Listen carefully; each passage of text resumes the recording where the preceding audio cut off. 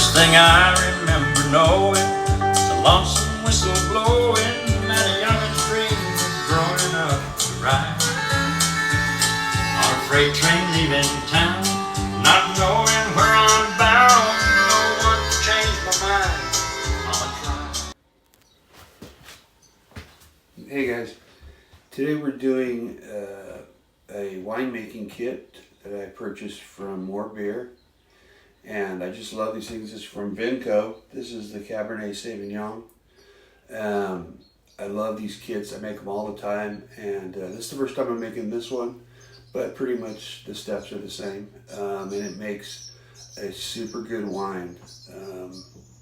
You would really be amazed. Better than you can buy in the grocery store, for sure.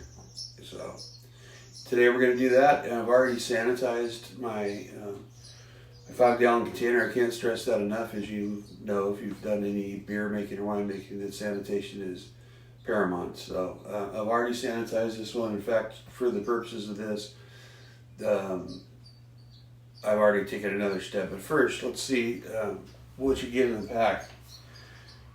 In this, you get, of course, your juice, which is a big bag of juice, instructions, chitosan, which is a clearing agent that you'll use later on, some yeast, some bentonite granule powder that we're going to be using in our first step, sulfate sorbate we'll use later on as well. 2 different packs of, one of these is granular oak chips, and these, sorry about that, the phone keeps ringing when I'm trying to film. So anyway, and then the rest is just the juice that you can see it in here, but it's just a big bag of juice. So I have my, put this back. I have my container. This is it actually holds 8 gallons if you go all the way to the top, but you're going to need, plus with the juice, you'll need to top it up to 6 gallons. So you'll need a pretty big container. And for the red stuff, when you ferment, it starts to really, foam up. And so you're going to need a little extra room on top to allow for that as well. So the first step is to put about 8 cups of hot tap water in the bottom of your fermenter, and then mix in the bentonite. And it's not all going to mix in good, but that's not a problem. Don't worry about it. So I've already put the hot water in here, and then we're going to mix it in. Okay. So we're going to mix it up in the bucket here real good. And like I said, it's not all going to dissolve, but just try to get most of it in there. And you're using, the 8 cups you're using is hot tap water, not boiling. It doesn't have to be super hot, just hot enough to start the dissolve process. Just get a good mixing there and there. And what you end up with is this gray looking water. Okay, next we're going to dump the entire contents of the juice bag into the bucket. So,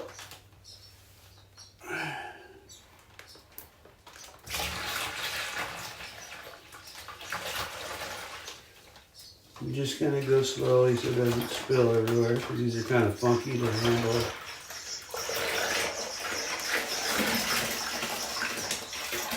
And then just try to get everything out of it.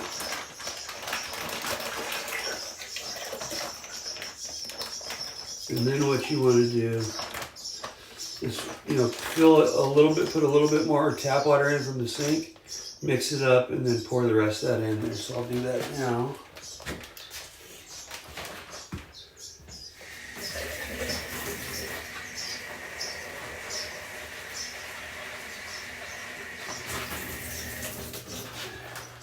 So just kind of mix it around so it kind of gathers all that extra juice. And then pour that in here as well.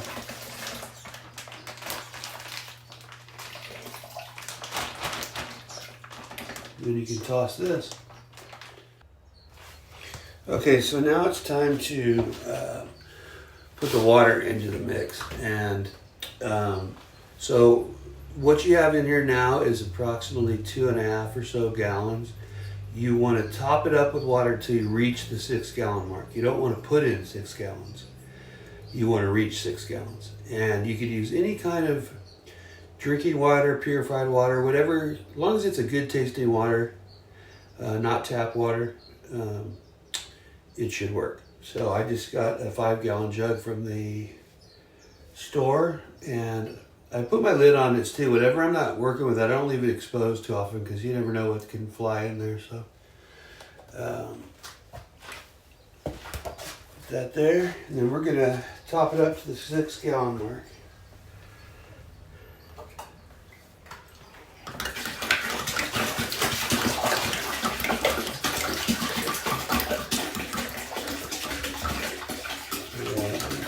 Do it like this, gets a little splashy. So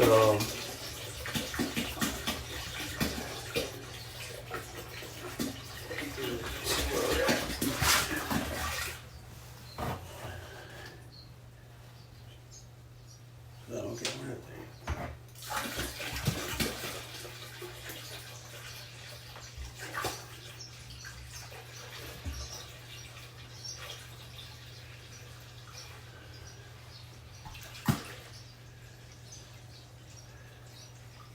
Almost. There we go. So now we're at 6. So what we want to do, go ahead and shoot a little sanitizer on the spoon again. And we're just going to give her a quick mix up.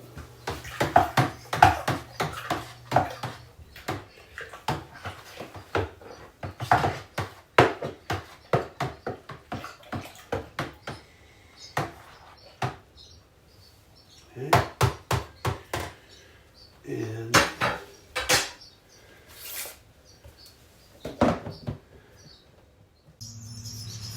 so according to this, we're at about 1.1, which is jives with the chart for the red wine. And we'll take it again on after the 14-day ferment period. One, to check to make sure the ferment's done, because if it's not within range, it's probably not done. And to get our alcohol level at that point. So that's it, and now you just wait.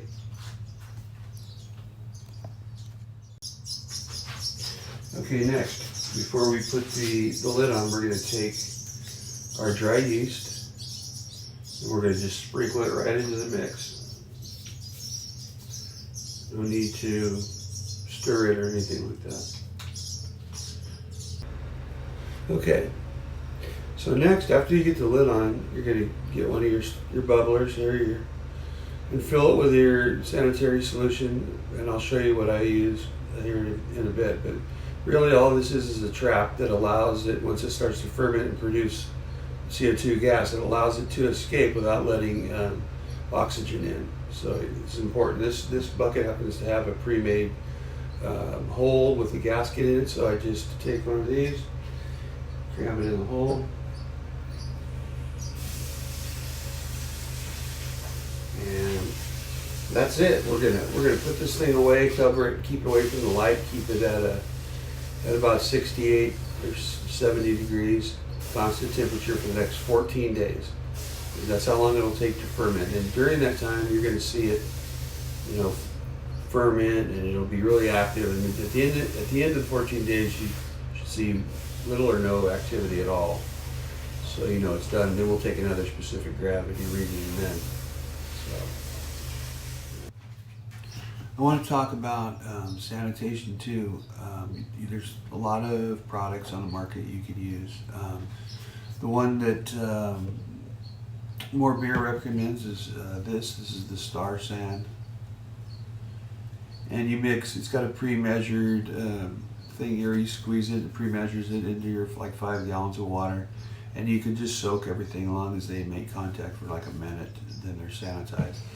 What I started using recently is because you could use it really quickly, is this product. It's Alpet spray, and it kills on contact. I think actually it has to sit for 30 seconds, but it works really good. I use it on everything, just as a double check to make sure that we got everything. So lids, just anything that'll come even near my stuff, I'll put this on. So just keep that in mind and don't skip any steps because you'll regret it. Sanitation is the key.